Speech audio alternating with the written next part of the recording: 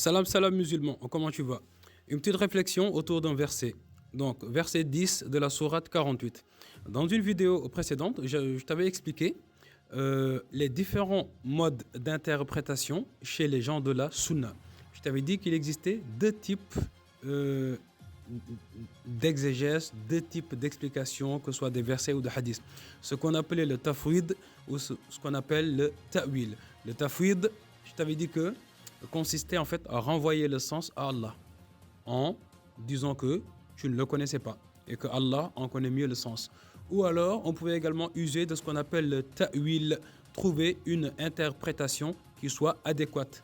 Alors, exemple, sourate 48, donc la sourate Al-Fath, verset 10, où Allah subhanahu wa ta'ala dit « Inna alladhina yubayi'unaka innama yubayi'una Allah yadullahi fawqa aydihim » ce qui a pour sens, entre autres, ceux qui te prêtent serment d'allégeance ne font que prêter serment à Allah.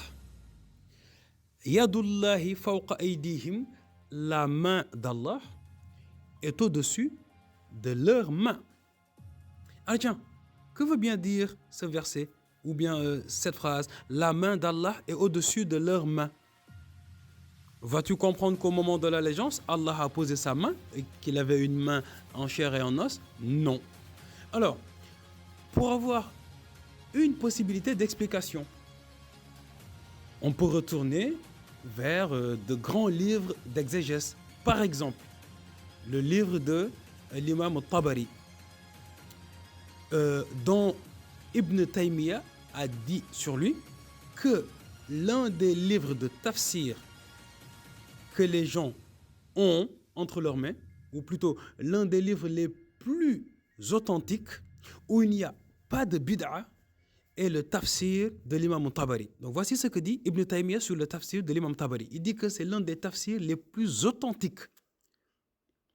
Et donc l'imam Tabari, l'un des sens qu'il donne à ce verset, Yadullahi fawqa aydihim, parce que je t'ai bien dit que chez les gens de la sunna, on faisait soit ce qu'on appelle le tafwid, renvoyer le sens à Allah, dire qu'on ne le connaît pas, mais que Allah sait mieux le sens. Ou alors, le ta'wil. Alors ici, comment va-t-on expliquer Yadullahi, la main d'Allah? Alors, il faut savoir une chose, chers musulmans, que la langue arabe est une langue extrêmement riche.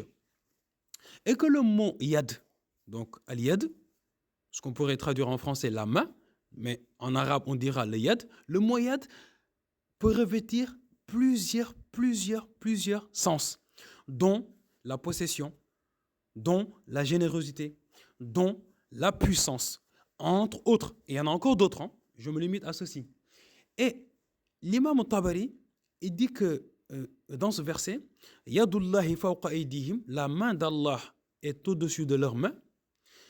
Il n'a pas fait le tafwid, c'est-à-dire qu'il n'a pas renvoyé le sens à Allah en disant on ne connaît pas le sens. Mais il a plutôt usé d'une autre possibilité, ce qu'on appelle le ta'wil. Donc il a dit qu'ici, Yadullahi fawqa aydihim signifie que la puissance d'Allah est au-dessus de leur puissance au moment où il faisait l'allégeance. Donc tu vois que l'imam Tabari, dont Ibn Taymiyyah dit que son tafsir est l'un des plus authentiques parce qu'il n'y a pas de bid'a dans ce tafsir. En gros, il n'y a pas des hérésies dans son tafsir, et il ne prend pas également les versions des gens accusés de bid'a. L'imam Tabari, il use du ta'wil. Donc, ce qui te prouve, entre autres, que le ta'wil est bien reconnu et existe chez les gens de la sunna, le sunna wal jama'a. Ils ont deux types de tafsir. Ils peuvent faire le tafwid al-ma'na ou ils peuvent faire le ta'wil. Et là, un exemple où l'imam al-Tabari fait le ta'wil. Yadullahi fawqa aydihim, la main d'Allah est au-dessus de leurs mains. Il dit, la puissance d'Allah est au-dessus de leur puissance. Donc ici, le mot main, un des sens qu'il peut prendre, c'est la puissance. Ce qu'on appelle le ta'wil. Assalamu alaikum.